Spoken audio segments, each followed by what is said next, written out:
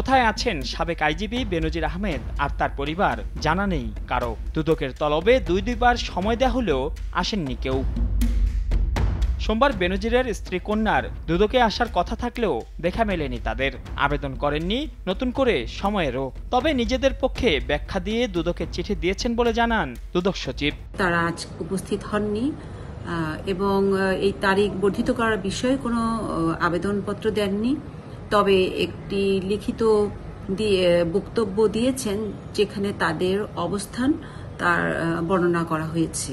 আমাদের অনুসন্ধানকারী টিম এই আবেদনের বিষয় কিংবা আমাদের দুর্নীতি দমন কমিশন আইন 2004 ও দুর্নীতি দমন কমিশন বিধিমালা 2007 অনুযায়ী তারা প্রয়োজনীয় কার্যক্রম গ্রহণ করছেন।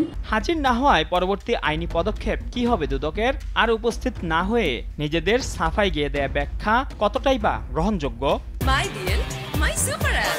আরো অনেক কিছু একে পেতে ডাউনলোড মাইবিএল অ্যাপ বাংলা লিংক। দুদকের আইন অনুযায়ী অনুসন্ধান কার্য চলবে।